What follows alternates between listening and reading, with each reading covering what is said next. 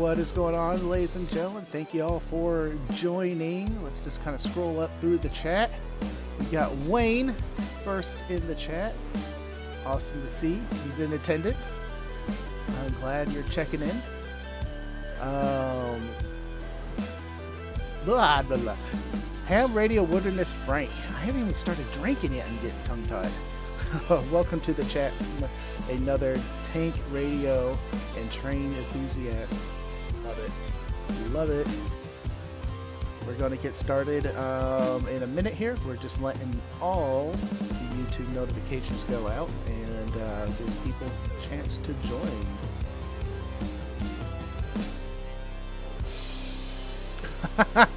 Don, I need some AI generated baby Franks in the intro. That's funny. Maybe baby tanks. Yeah. A couple of these images that we're seeing right now are AI generated. Because I can't do anything artsy wise. That's my story, and I'm sticking to it. Where did that go? Got it. All right. It's a minute past. You know what that means? What is going on, ladies and gentlemen? I'm Frank KG5AHJ, and from the comments, I am loud and enthusiastic about ham radio, and that's what you love. And then I'm loud and enthusiastic about ham radio, and that's what you dislike, because that was 2 comments I got last week on the latest video. I loved every minute of those. But let's go ahead and kick this off right by playing that awesome intro video.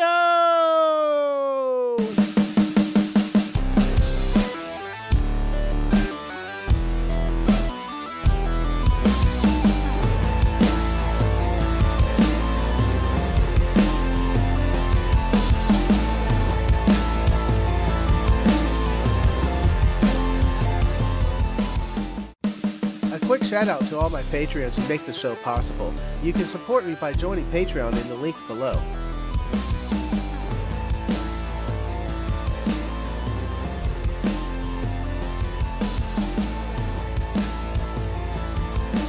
And on to Tank Radio. What is up? Thank y'all for joining. I really do appreciate it. Another week down. And we are going to be having some fun today. I know it doesn't look like it, but I promise my house is getting together more. One day I will work on the studio behind me, but that's probably for another month or so. But before we get started here, let's go ahead and do the quick rundown. Thank you to all my Patreon supporters and YouTube channel members. I can't do this channel without your help. And if you want to support me via Patreon or YouTube, click the YouTube membership link or head over to Patreon and join my Patreon memberships. Talking about that, we recently did a poll on Tank Radio, the Tank Commander meetings that we do once a month for my Tank Commander levels. It's been a while since I did this poll, but what day would work for everybody? And we're moving the Tank Radio Commander chat once a month from Sunday, the 4th Sunday, to the 4th Thursday.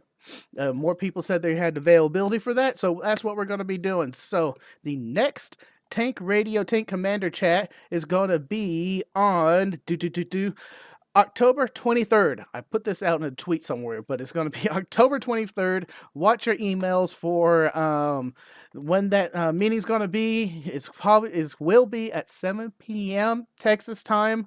And check your YouTube membership posts. That's where you also find the link to. I wish I could send emails via YouTube, but they don't let you do it. Bummer. Buy me a beer and super chats are active. And also don't forget to use your once a month super chat member or YouTube members post. Use those because those are always fun to read. Over at Grapevine Amateur Radio, currently, I don't have that scene. Man, I was about to pat myself on the back saying, I am getting good at this again. I have the Tank pint glasses. These pint glasses are pre-order only. If you want a Tank pint glass, head over there, get your Tank pint glass today because I think I'm going to push it to the end of October. that's when I'm going to take it down, and you're not going to be able to order those anytime soon. So these are the once pre-orders gone and closed, they're going to be gone. So make sure you get yours today. And I'm trying to slow down a bit. Don't forget about the Tank mouse pad. Links for everything in the description below. That's over on Corky's QRP's website. That is a awesome mouse pad. I should have one up here, but mine's in my POTA pack that has all the amateur radio bands on there and show you where your band privileges are. I use it every time I go out to a POTA. Gigaparts, use Tank at checkout. That's TANK at checkout. It might be all caps, and get double membership points. And finally, don't forget about my Tank Radio podcast. My Tank Radio podcast comes out every week, unlike these live streams are every other week. So that means there are 2 live streams now, again, since we're out in September, that aren't on YouTube. If you want to hear all the fun and all the behind scenes with all my friends I bring onto the podcast and some of the Tank Commander meetings, go ahead, subscribe, because it's different every time. It's different every week. And if I do it right, it drops on Fridays. And I think that's it. We got Elle, I'm sorry, waiting the rings here. She's on frequency. Are you ready? Give me a thumbs up. We're good? Yeah. What's going on, and how are you doing today? I'm doing really well. Thank you for having me on, Frank. It's good to be here. And I have to say, in your description, you put Ellen. Ellen? Oh, no. Ellen is a new general. Ah, it's close enough. Oh, I'm sorry. But if you caught the title when I first wrote it out, and some information about Frank, and I don't mind sharing this, I'm severely dyslexic and ADD. Put those 2 together, and anything I write is bad. So I'm sorry. And the first title I had on Do there, not it be says sorry. let me Ellie. I was like, wait, that doesn't make sense. No. No, that's funny. Well, either way, thank you again, Frank, for having me on. It's great to be here. Oh, thank you. I know I had you on a couple of times before this, but September, when we initially started talking about this, I already had all the time slots for the month of September filled out. So this was the first free one. But I'm glad I got you on a couple of the cigar social hours. You were on a Tank Radio Texas Hams chat a couple of times, and I just enjoy talking to you. You're awesome. You're amazing.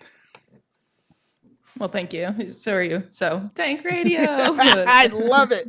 I love it. I'm going to cut that out. Oh, yeah. Yeah, add it to the intro. Yes, I will. All right. Let me find the right window. And because I wrote out a list of questions. That's how prepared I am. I used to have a list of questions when I had a new guest on, and I don't know what happened to it, so I had to rewrite it. But the first question I want to ask you is, how did you get interested in ham radio? How did you kind of like, oh, that's ham radio? How what is it about? How did you wanted to get more into it? Yeah, I first heard about it from my husband. So he and his buddy, they go out into Avery, Texas. They're a bunch of hunting guys, and they sit in these blinds, and there's no cell service where they're like at in these blinds. And they were trying to figure out a way to communicate. And his buddy, I would say, is more of kind of like the prepper type. Mm-hmm. And he told my husband Sean about amateur radio, like, oh, we should get into amateur radio so that we can communicate when we're out hunting. And then my husband Sean, he told me, "Oh, like yeah, I might get my amateur radio license." I said, "What? What is that?"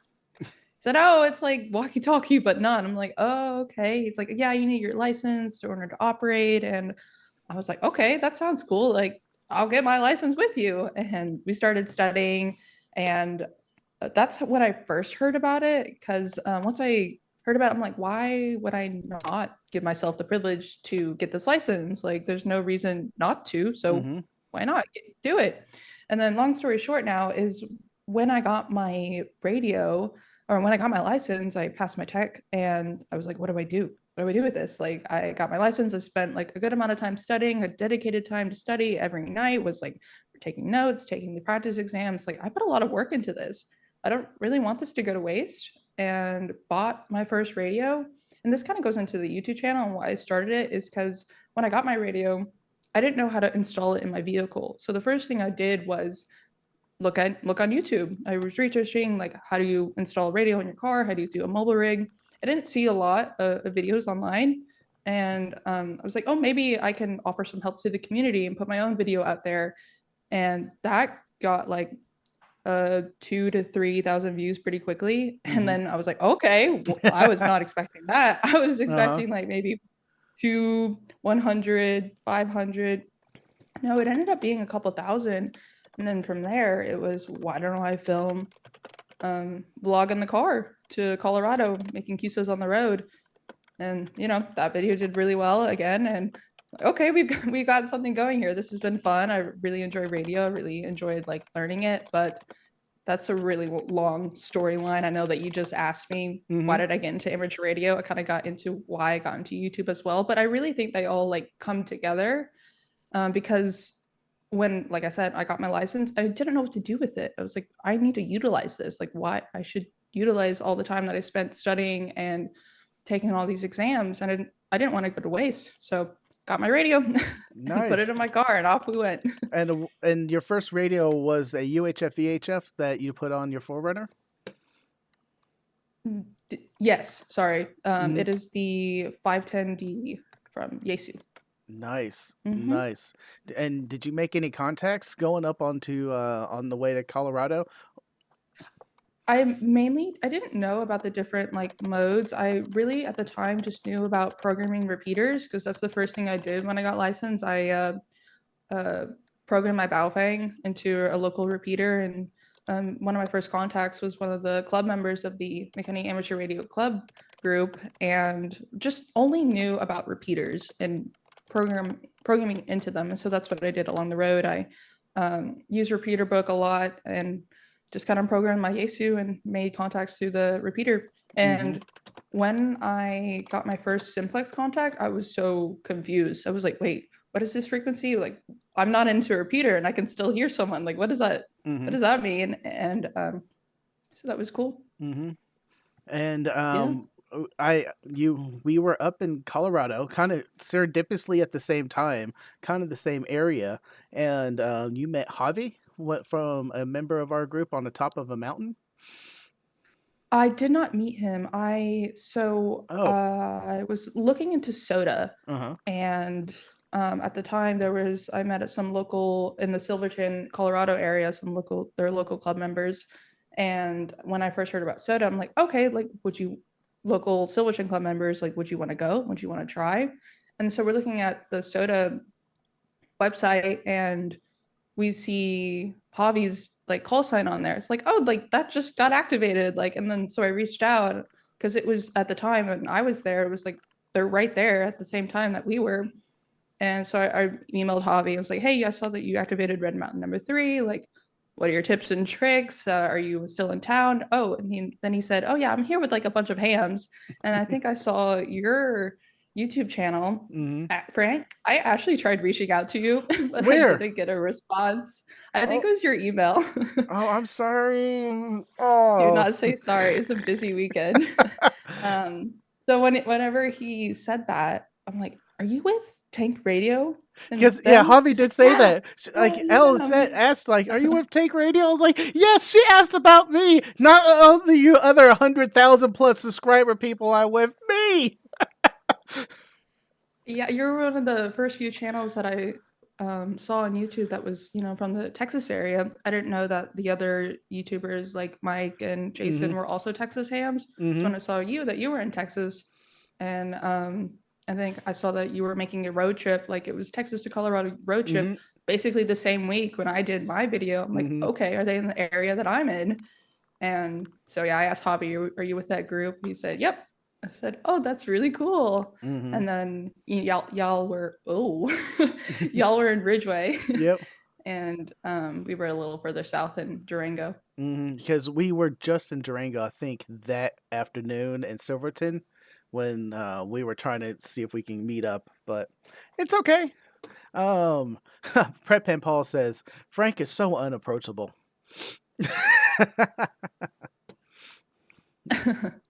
He's There was joking. something in the chat. I think it Yeah. was B Willen. He said, "Elle, you've been busy on Mhm. this weekend with like ham alert."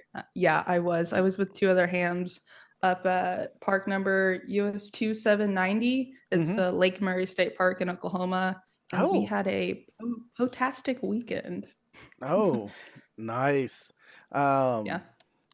what you're getting into this hobby, and I just kind of wanted to get your kind of perspective. What was the hardest thing for you to kind of get over? Is it technology? Was it the test? Was it like a bunch of old ham radio men running around? Hmm. I really wanted to know technically how everything worked, Mm-hmm. and didn't understand antennas. Didn't People were saying like end-fed halfways or like dipoles, and I'm like, what is that? I Mm-hmm. don't know what that is. It's so basic to me now. And like counterpoise, like, oh, you need a grounding element. I'm like like grounding, or like what? Because there's two different types of grounding, Mm-hmm. and there's like the counterpoise like type grounding, and then there's like actual grounding from Mm-hmm. negative and positive, and Mm-hmm. like trying to distinguish between the two for a little bit. I was like, what does that mean? Like, Mm-hmm. I didn't know what that meant. I wasn't the strongest in my physics class with electrons and all of that. I was really good at math, but not necessarily the physics aspect of um, electricity and magnetism. But that was hard. It was mainly the antennas and understanding their different designs and Mm-hmm. what each meant. And the kind of the use cases for them and how to properly kind of utilize them in a Mm-hmm. effective manner. To be honest, that is Yeah. a video idea I've been toying with to do for a while. To go through all the antenna types, a dipoles and a vertical and a Yagi, and explain kind of about them and what's great about them, what's bad about them, how to effectively use them. So, and that's something I've been kicking around. But funny that you say about grounding and counterpoise, because I was literally bit with that a couple weeks ago. I put a ham stick in the Oh, backyard and I tried to tune it up. And ham sticks are meant to be on the car and a mag mount. But since I didn't have the car ground plane and the mag mount for it to work, I tried to tune it up and I had a 10-meter ham stick. It was tuning perfectly on the 2-meter band. okay. It was like, Wow. that's not supposed to happen. I reached No. out to TO, and I think a couple of people were yelling at me because I was talking about it on the live stream. Like, you need to add counterpoise now. I was like, oh, yes, now that makes sense. So I designed and built a whole counterpoise system, which does work now. So that's going to be another video I need to go out and shoot. But that's all fun Hmm. stuff coming up. That's Um, awesome. have you tried your hand at building any of these types of antennas yet? Not yet. Like just taking a speaker wire and maybe like tuning them Hmm. manually myself. Yeah, No, not yet. I've not because done that. the easiest ones are dipoles because you just Yeah. literally take the banana BNC clip and clip a wire one end and clip a wire in the other end, and then just start cutting it down to wherever it's perfectly one-to-one match, and that's all you need. There's no other Okay. balance Yeah. or toroids or anything else. That is a simple dipole. It, That was also like you're talking about like specific pieces that you mm-hmm, need for your systems, and I mm-hmm, was like, wait, what's a BNC connector? What's this coax mm-hmm, connector? I don't know the difference between the different connectors for a little bit. I do now, mm-hmm, but for a while, I just like as a new ham, I'm like, oh wait, what's that? What's this? What do you need that for? Like, mm-hmm. what does this help with? That And that might be a you good just need to video ask for you. questions, though. Yeah. Yeah. And like if you are a new hand, like don't be afraid to ask questions. I've realized this community, they're more than willing to help you. They're more than willing to get down and dirty with you and like teach Mm-hmm. you everything that you would want to know. Like yesterday, I've never worked FT8 before. Mm-hmm. And I was with those two other hams, and her name is Janice, and she was like, come on, let's work some FT8. I said, okay. Sit there explaining and took me through it. And I have a good understanding of it. Mm-hmm. I like at least how to operate it. Now I just need to actually set it up for myself now, because she Mm-hmm. had it all set up, and that's a whole learning process. It is also the process of setting up different modes and learning how to do all the different modes and digital modes, and Mm-hmm. really doing your homework on it to make it work. Yeah, because getting it into the radio and get the settings right so it plays nicely with the computer is a nightmare. Um, Yeah. yeah, I did a couple of videos on how to do that, and every time I something doesn't work right, I got to go back to that video and kind of like rewatch it. Okay, that setting needs to be there. Okay, I got that. And that setting's here. Oh, I remember that setting was wrong, and I did a correction. Oh, but what was the new one I needed? Ugh. Yeah. It's lots of intricate little things that as a new ham, you got to ask these questions to, let Hmm. yourself learn. So, what did you think of FT8?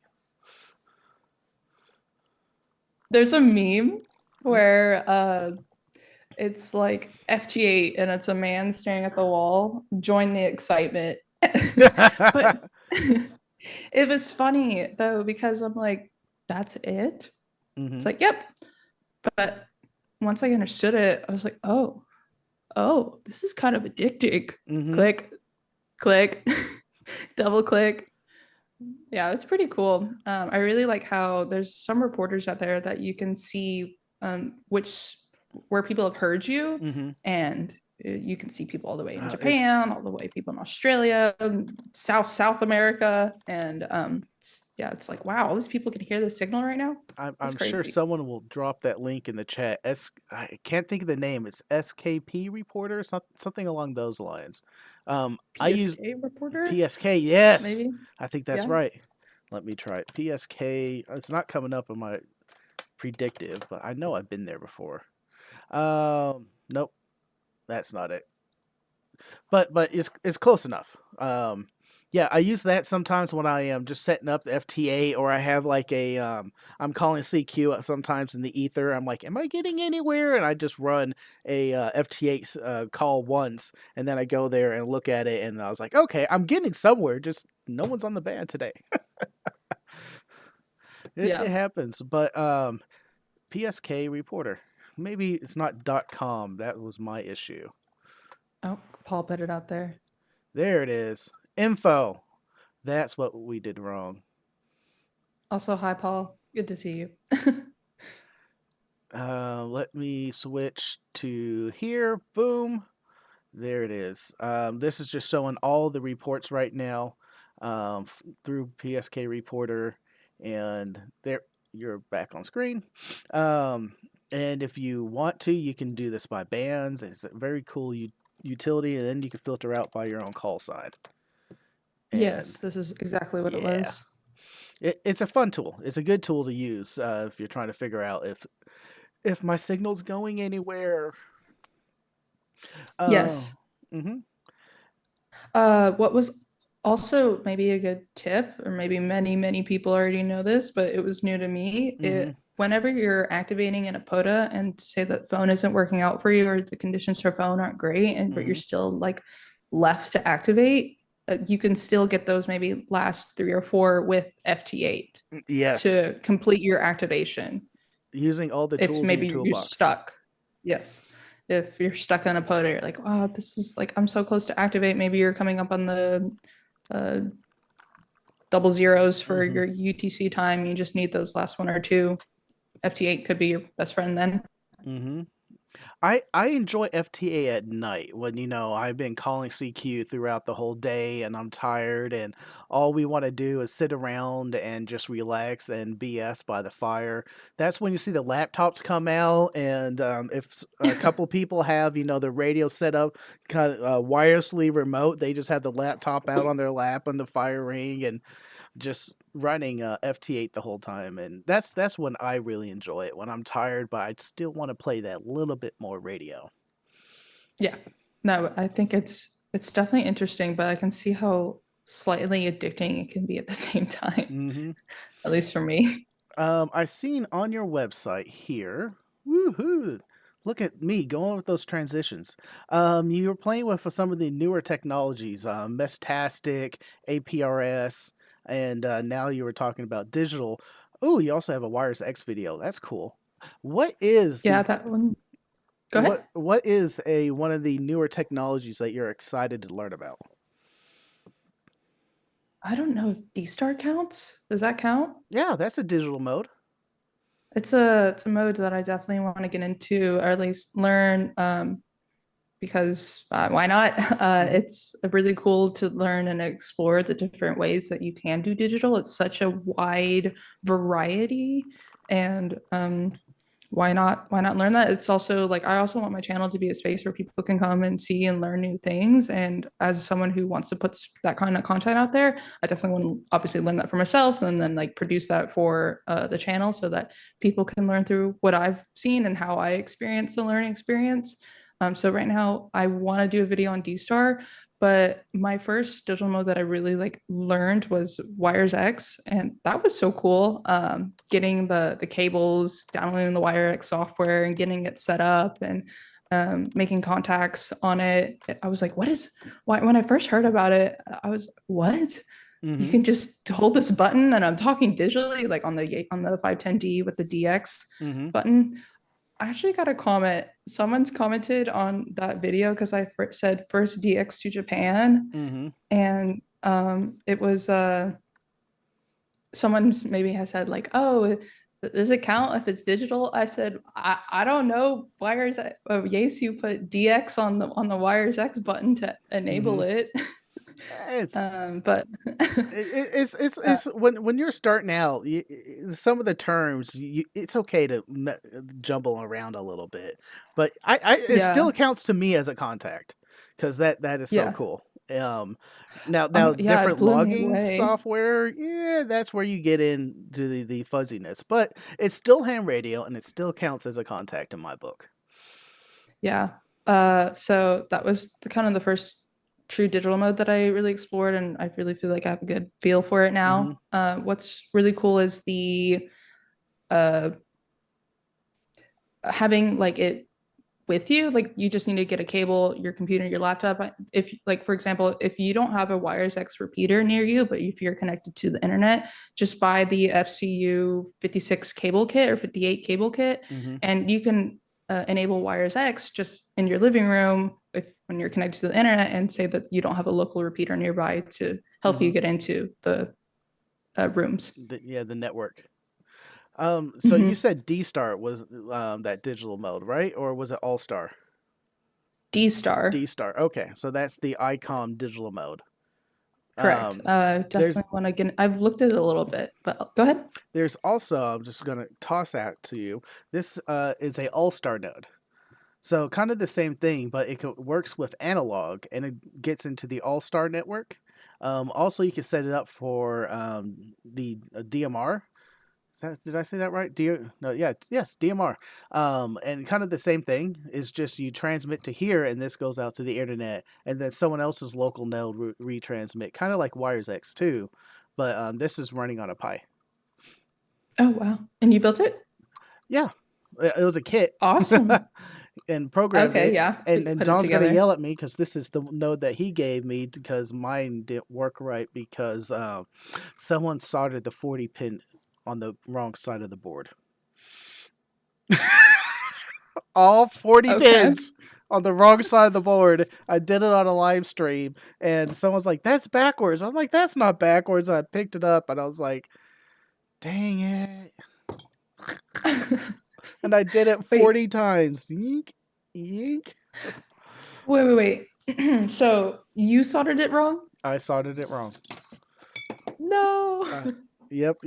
So inside here is a Raspberry Pi, and you solder a hat on top of it. So the hat comes as a kit. So and it interfaces to the Pi through the 40 pin adapter. And Okay. part of the kit is too here. Oh, more wires, but there's the Mm. hat, and there's the 40 pin. I soldered my 40 pin on top, and I tried to fix it the best I can. I had to buy a whole new 40 pin adapter, and I soldered it in, and it still didn't work right. So I was like, oh man. But It happens. It's okay. mm-hmm. I'm still not. I used to be great at soldering because one of my first jobs when I was in college was at a hardware repair site on the campus, and I was soldering motherboards left and right because we were just doing some in-house capacitors. We were replacing capacitors that went bad, and I was gotten pretty Okay. good soldering on a motherboard. Wow. Yeah, I was I doing could. great. I don't think I could touch a motherboard or at my Yeah, level right now. yeah. Then I graduated and I didn't use that skill for like 20 years, and now I'm like I'm the worst ever. Look at this cold solder joint. No, it's okay. Yep, there he is, I Don. I fixed did that too, but fixed it and worked. And he's making That's fun of good. me because I still don't have his Pi booted. He's here. uh, Go ahead. I heard a little birdie say that you met someone at dinner last night. Yes, I did. Oh, so I was at dinner at we're at Twin Peaks with my non-radio friends, and or my old college friends, and it was Lance. Yes. Yes, I got his He's card. featured in some of my videos. Yeah, He's in a lot of my and we were just sitting test there, videos. and then we were on one of those split tables, and me and my friends were eating, and I just heard the word FT8, and I went, "Well," and I looked over, and I was like, "I think I remember him," because he went to a Go Kit challenge, and we were about to leave, and I was like, "I heard you talking about FTA, yeah, amateur radio gave him my call sign." I was just going to leave it at that, and then we just started drumming up a conversation, and he was talking about Go Kits he built for the club up there. And I was like, "Did you go to the Go Kit challenge?" He goes, "Oh yeah." And then it clicked on me. He was like, "Yeah." And I was like, he's like, "Wait a minute. Do you know Elle?" I was like, "Yes, she's coming on my live stream." "That's who you are." And I was like, "See, guys, people know me. My channel's doing something." They're like, "Yeah, right. You actually had to hand feed him your YouTube channel for him to remember." I was like, "Great, my friends." But it was so much fun, and we were talked a bit there, and I'm looking forward to the next Go Kit challenge. Have you heard of that? I have heard of it. I've never seen one. Don't Mm-hmm. really know what all goes in, but I love the idea. So Lance, as you Mm-hmm. just met yesterday, his Go kits are like people have been asking me about these Go boxes that they're these tan like Apache like cases, Mm-hmm. and they're not mine. They're his, and because he's like these are just sitting in my shed. Like use them, go have fun, Mm-hmm. enjoy it. I said okay. So many thank you to Lance there for his generous nature to let me explore these HF rigs at the time. Oh, Mm-hmm. I still have them actually. I'm like, Lance, if you ever want them back, please take them back. Like they're yours. Mm-hmm. But I get a lot of people asking about them. I'm like, yeah, I really need to do this. I really need to make my own and have some fun with it and make it like my custom because they're Mm-hmm. his, but maybe there's some things about his that I may do differently. Mm-hmm. Not that his isn't great or anything. It's freaking fantastic. And it's like, or, but it's still not mine at the same time. Like I want to having something that's yours that you made, that you put your project together. It just feels that level of difference. I Mm-hmm. think you know what I'm saying. And yeah, I'm definitely interested in seeing a Go Get challenge. Mm-hmm. That's really. Is it The like a speed challenge? No, no, no. The Go Kit Challenge is a group or Scott put it together. The Ham Stop Scott, him and a couple of friends were thinking about building Go Kits, and they're like, "Hey, let's get together and just show off our just kit." And they did that, and after the small little first one, I think they said they had, they're like, "Oh, this was so much fun," and they brought it up to their club, and then they coined the term Go Kit Challenge, and then they're like, "Let's just try to make this a thing now." And I think it's kind of in February. I'm probably misquoting that, but the challenge is they all go to a park, you set up your radio, and the only requirement is you have to make two contacts to be eligible part of the challenge. Oh, And it's a popular vote. So when you go there, you get 5 tickets and you walk around and you look at each of the Go kits. You talk to the makers, and if you like the kit, you drop in your ticket.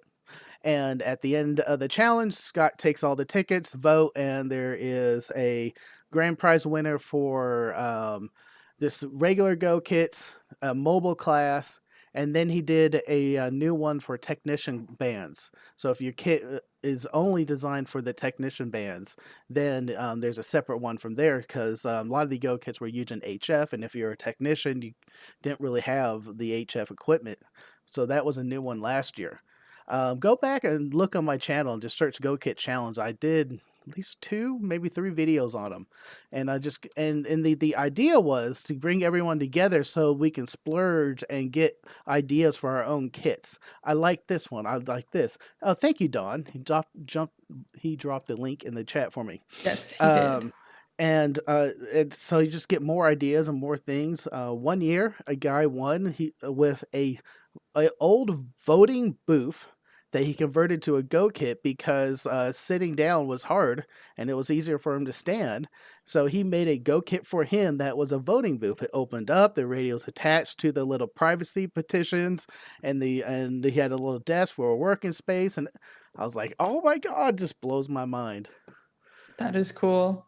No, I Yeah. love the idea. It's super ingenious. You can see all the different ways people get creative with their kits Mm-hmm. and It made it, what and different materials they use. a lot of them are using those speaker boxes that are very popular. I think what Lance was using, but my Go kit is my POTA kit. So when I do enter my POTA cat backpack, I just put it on a table that's always in my car, and technically that's a Go kit. Doesn't even have to be in a box. It's all self-contained, ready to go, and I can just go into a field, throw up an antenna, and make a contact. Yeah. There's another gentleman, I think his name is also Frank.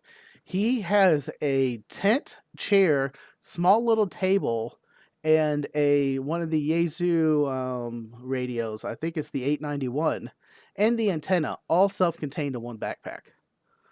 Wow. So he goes up and just puts his little tent up in the field and pulls out his chair and his little table, and then just starts running radio like that. I was like, oh, that's genius. There was another woman, I can't think of her name. She asked her husband to build her a UHF VHF radio built into a mobility scooter for her. Wow. So she can join That is in so on the cool. park, and everything's just on the scooter for her. So it doesn't have to mess with, or she doesn't have to mess with bags or anything else. So That's it's really the Go freaking Kit cool. is what you need or how you envision to make a radio kit. So Yes. it's a fun competition. You need to come No, out this year. is there another when is I it? I, I don't think they put a date on it, but it's usually when it's colder here in Texas. So I want to say February or April, somewhere around Okay. there. But I'll Cool. definitely send you the information once I get it. When Scott sends it to me. Um, but they're so much fun. Gator cases is another one I see in the chat is very popular for Go kits. Um, and Mike, have you met Mike? The I can't think of his call sign right now. KAMRD Mike I've Ham Radio I haven't Two. met him in person, but Uh, you and me and him have been in a chat yeah, or like a talk Zoom call. together. hmm Yes. Yeah, he had a G90 in a like a box case that he custom built one year, and he made his contact with a signal stick 2 meter because the G90 would tune anything. So he's like, oh, I That's don't what I want to keep put up an hearing. antenna. So he had an adapter, screwed it in, a signal stick, and it tuned it up. And he made two contacts on 20 meters through a signal stick. And we're like, Wow. what? That is Um, fun. oh, there is a website. Prep Him Paul dropped it for us. Thank you very much, Paul. You know what, Paul? I need you to come on stream with us someday, and you're going to be my new co-host. Let me transition here. Here's the Go Kit Challenge website. 2020. It was in March of this year. The Oh DoubleTree wow. Park. They had it twice at that location. Let's kind of zoom in on some of these. Yeah. So here is Pelican Box. Has it hooked up to his computer. The majority of things he needs to run is just all in that box, self-contained. There, I think there was right. Yeah, here's a slide. So there's Mike winning the one year he won. His head hasn't shrunken from that contest. He's still big headed about it. This was the year Paul elected not to enter his boba in the Go Kick challenge for the mobile class. So that Go Kick trophy went to Jim that year. Uh, it's just a fun. Is this No, a that is fun. slideshow? No. Yeah, it's just that. Oh, someone entered that in the mobile competition. It was a trailer. He wasn't a full ham yet when he pulled this along. He's like, "Yeah, I just decided to bring this. I'm going to make this into a camping slash radio command center." There's Paul. He that was I'm maybe. definitely gonna need to do build myself pretty soon, Mm-hmm. sometime Mm-hmm. soon. Hmm.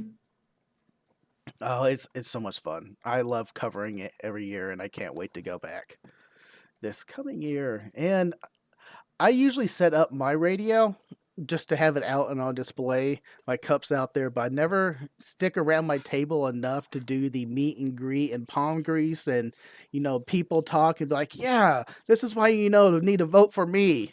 Um, so I'm running around with my camera and I'm interviewing all of y'all out there because I wanted to know what inspired you to make this kit, what was the technical difficulty of this kit, and what was one thing you wanted to shine or what you loved about this kit. And I asked that of every kit that I was able to interview, and that was a great video on its own right.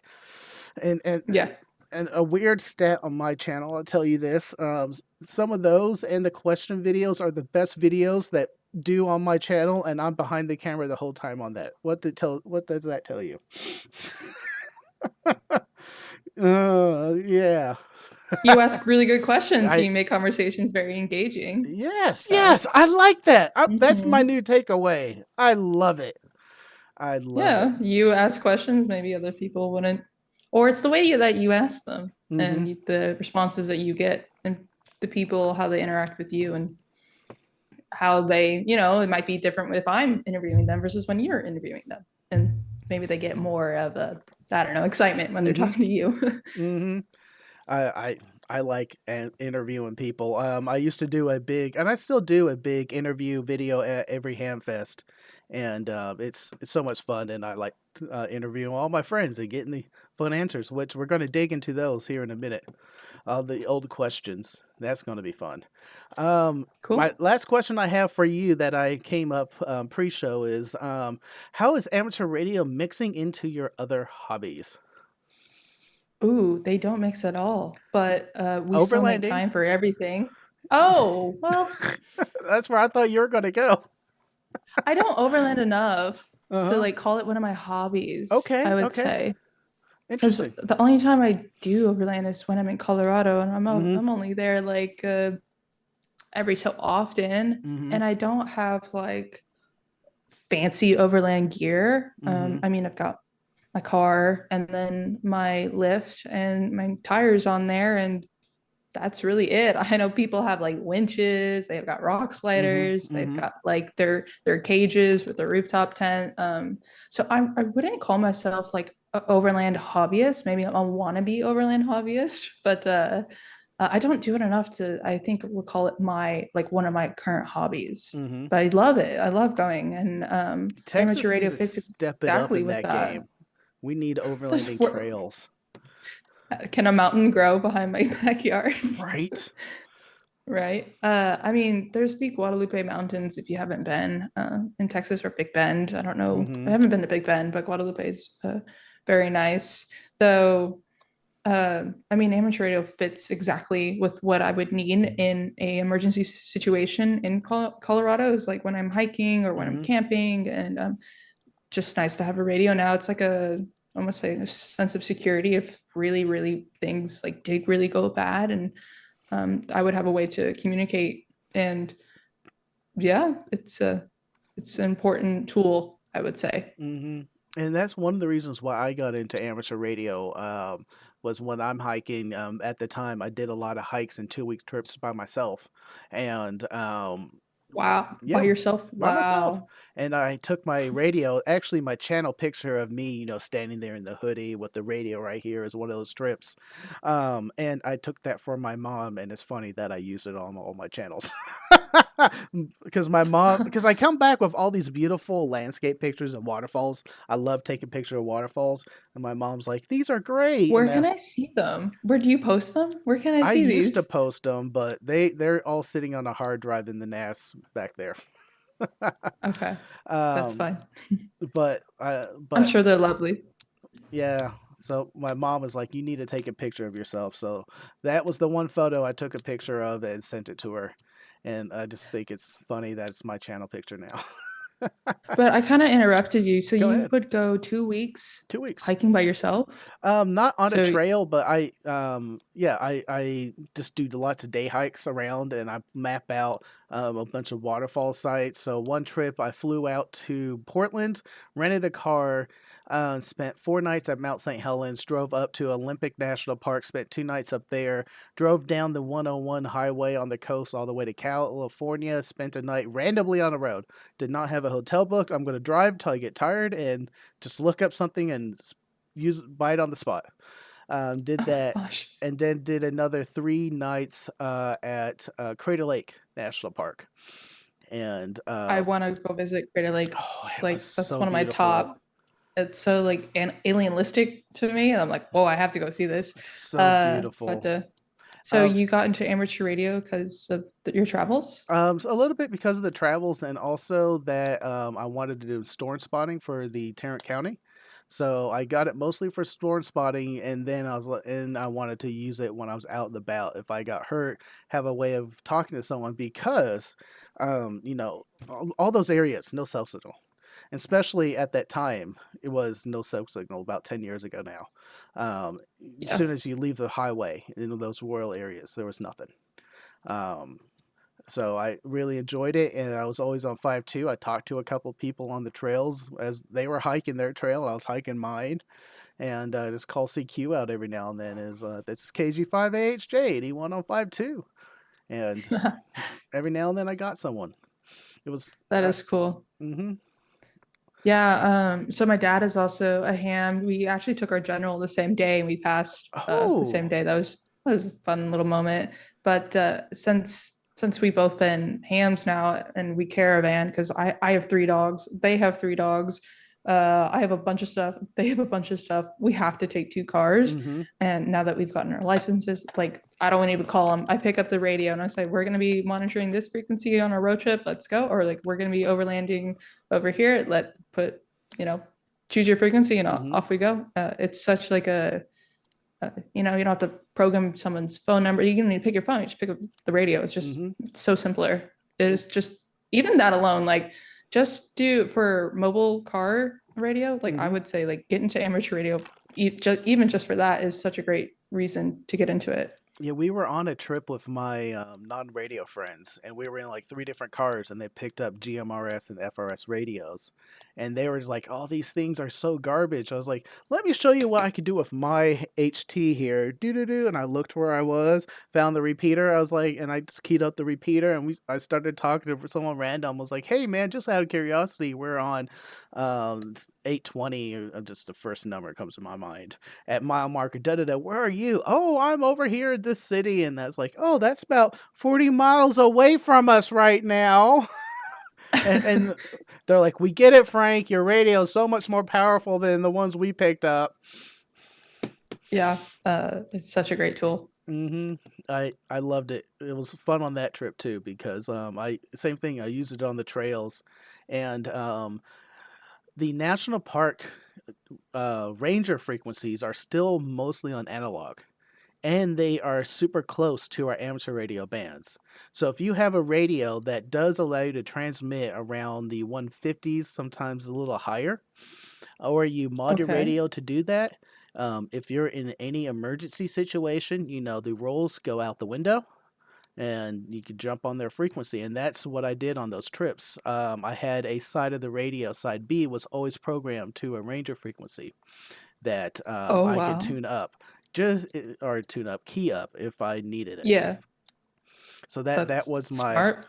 Yeah, emergency. in case. Yeah. Never used Hmm. it, but I did hear traffic, the rangers talking to each other. And one day, some ranger was pulling people over, and I was hearing all the driver's license numbers and everything they're calling out on the radio. A little fly on the wall, Yeah, I was like, "Well, listening. this is fun." As I'm walking through here so and so, and da da da da da da. Hmm. Absolutely, that's It fun. but it's something I do highly recommend if you're out on the trails by yourself. If they were still analog, go ahead and if your radio allows it, you can tune it up. You can listen all you want. Transmitting though, unless it's a true emergency, is the illegal part. Right. Very good. Hmm. There's my legally. We're coming up here on the 10-minute mark. Did you have any Hmm. questions for me? Let me do the interview table turn here. When was your first backpacking trip that was like, I need to do more of this? As radios or just backpacking? Backpacking. Backpacking. When I was in elementary school, my dad thought it would be a great idea to take us down the Grand Canyon. Oh, that's fun. Oh, it was. We hiked all the way down in one day, which is pretty normal. But I don't think I drank enough, and when I hit the bottom, I got heat stroke. So the ranger was literally like, "Throw him in the Colorado." So I was sitting in the Throw them in the Colorado river. River at the bottom of the Grand Canyon, shivering, and they're just throwing liquids down me. Um, but I loved the trip. It was so much fun. I love nature. That just spawned nature. Spawned me loving doing photography. Took us 2.5 days to hike all the way back up the canyon. But that was a fun backpacking hike. From there, majority of the hikes I do is a lot of day hikes because I have a CPAP machine now and I can't sleep without power anymore. Solved that one, but but I still need power. But the same radio batteries I have with radio, I just made them Uh-huh. usable for the CPAP machine. So I could go out to a Oh, park and run the battery, run the radios, throw a solar panel out, charge the whole system. Boom. there you go. That's Oh, awesome. I'm not sending video. You should have yelled at me. I'm so Okay, yeah, sorry. I wasn't doing like the live. Everything was delayed. I'm like, Oh, okay. You were showing me pictures of like the Go Kid, and I oh. was a little delayed. I just It's okay. realized that. I just glanced down. Oh, I'm sorry. I'm I'm with you sorry. now. It's I okay. We got 51 minutes in. We um figured it out. mhm. Uh, I know some people have hiked down to the bottom of the Grand Canyon and activated down there. That would be so much fun, but just the weight of the batteries, the weight of the radio, and the extra challenge of getting out of that canyon. Ugh, Uh-huh. that's a I've lot. never been to the Grand Canyon, but that's definitely like one of the places I want to go. It definitely like it's scary. Like I'm sure you can easily get lost in that Grand Canyon for sure. I'm glad you were there with a group. Hmm. Because I asked you that question because my first backpacking trip was in the Guadalupe Mountains with my dad and my younger brother. Hmm. And so you have to get a backpacking permit in order to Hmm. so we get to Guadalupe, we buy our campsite, but then you have to go buy a backpacking permit in order to sleep on the mountain. And so what we did is maybe a little uh, trade secret here. Hmm. What you do for Guadalupe is that you don't day hike it. You kind of start later in the evening. And if you got your backpacking permit, so you go up, you find your backpacking site for whenever you're backpacking. You before you get to summit, you go to your site, you unpack, you set up camp. After you set up camp, you then leave all your stuff, maybe take a little day pack, and then you summit, Hmm. and it's like sunset, and you're the only one up Oh, there, and beautiful. it's just gorgeous. And that was like my first backpacking experience, Hmm. and I just like, oh my gosh, I need more. I need to do more of this. Hmm. And ever since then, I've been like a backpacking enthusiast. I don't do it as enough as I would like, Hmm. but I love it each time I can get out there and go backpacking. I want to do more of it. I I just to carry the machine around and the batteries for it. I have ideas on how to do it, but I don't want to hike every day. So if I do it, I want to hike a good day, spend 3 nights at the campsite, then hike back. Yeah. That'd be my idea to do it. I got backpacks. I think I have everything to do that. I just haven't done a full backpacking trip in years. Usually it's just the car camping or day hiking that I've done, but still you can see a Yeah. lot. And Yeah. the Grand Canyon is so touristy now. You don't worry about getting lost. You'll be Oh, fine. You'll be fine unless you're going down the Grand Canyon more than a mile or two of any of the trails. There's so many people you're passing. You're all right there. Um, got it. Now, I do have one more story, and we'll probably stay a little long if you want to hear the time I hiked up a mountain by accident. Yes. This was at Smoky Mountain National Park, and I had took out the trail map for waterfalls, and I was like, today I'm going to spend the whole day on the trail. I'm going to come off like dusk. I'm going to get out there like at 6 a.m. And I had my bag ready. I had 3 liters worth of water. I had lunch. I had snacks. I had like a first aid kit. My radio was all charged. I was good to go. When I mapped everything out, the maps for waterfalls have mileage count from the parking lot to the waterfall and back. When I had them, Okay. and there's 3 waterfalls I wanted to hit, but they only had like you go from here and back and here and back and then over here and back. So I got out the hiking map.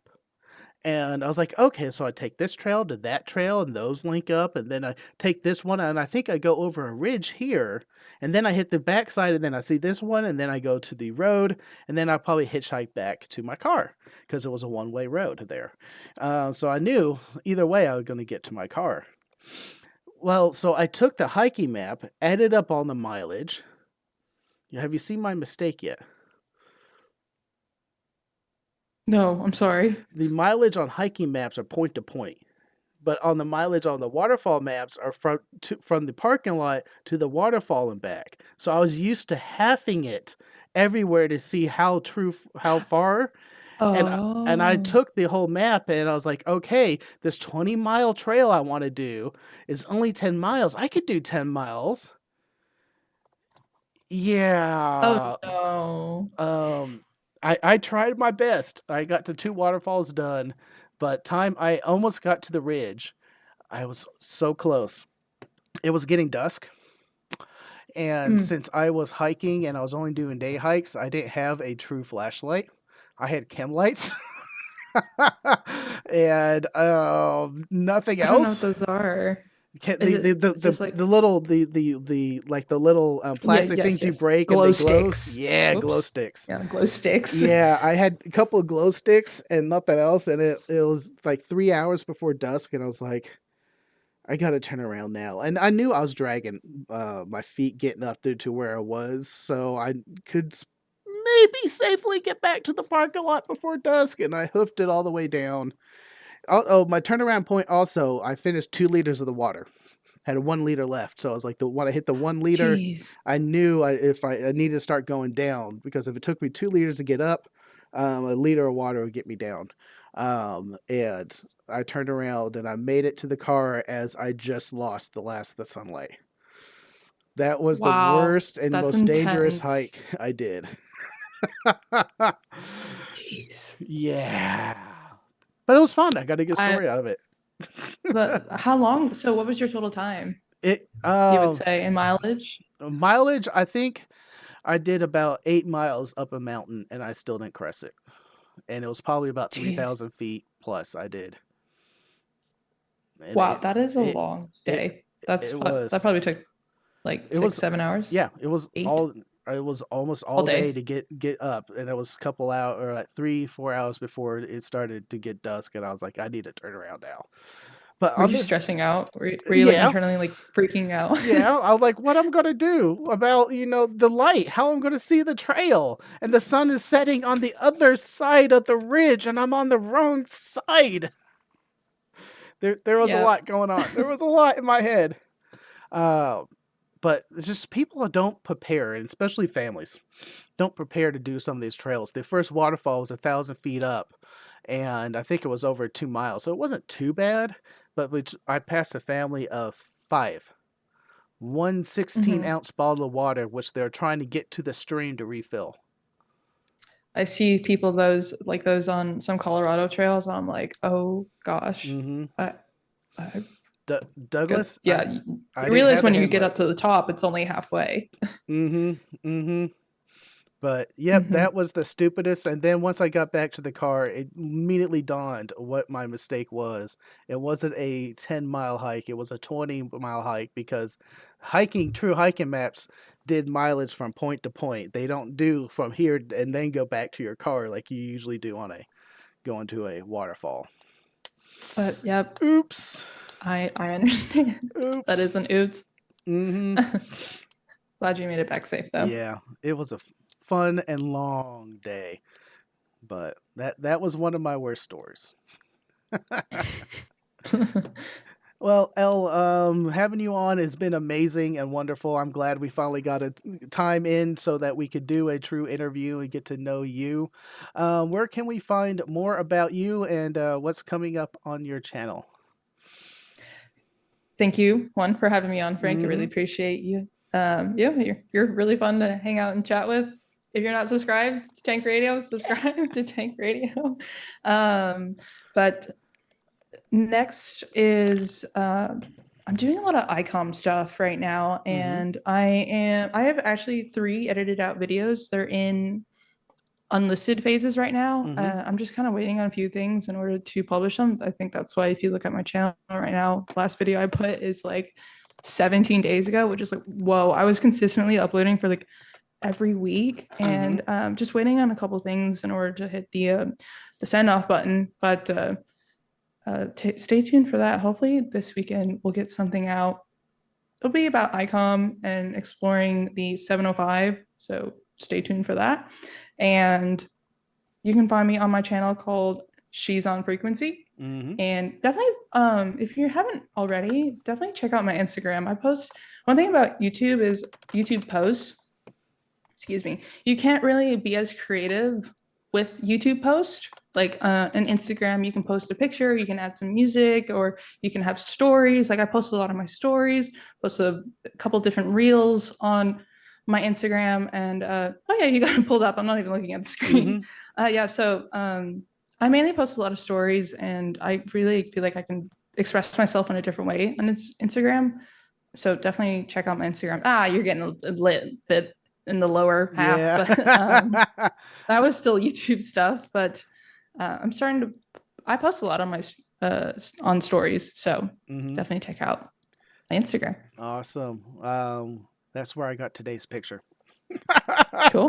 Right there, right there, there Yeah. it is. Um, Thank you. I appreciate it. Hold on. I am going to go ahead and get this wrapped up for us. Thank y'all for Cool. watching. I really do appreciate it. Thank you to the YouTube members who joined and to the Patreon members. Y'all are amazing. You make this everything awesome and give me ability to do this. Thank y'all. Thank you. Thank you. Um, Coming up next week, I am building that counterpoise system for the ham sticks, and it works. And I can't wait to share that to you. I got to finish doing that, get that video edited, and I need to find time to make it to a park so we can go ahead and test out the non intrusive way to POTA that doesn't penetrate the ground, doesn't have anything in the tree, not leaning in a tree, not doing a rope in the tree. It's just set up on top of the ground and it will make any park ranger happy who's grumpy about anything in trees or the ground or whatever. I can't wait to finish that series up. Y'all are amazing and awesome. And as always, go forth and conquer. Say bye. Bye. Thank you all for being here, and thank you again, Frank. Oh, thank you. Thank you to all my Patreon supporters.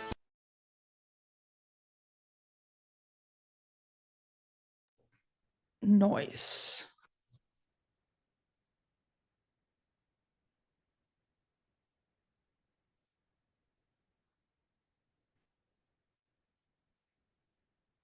No idea.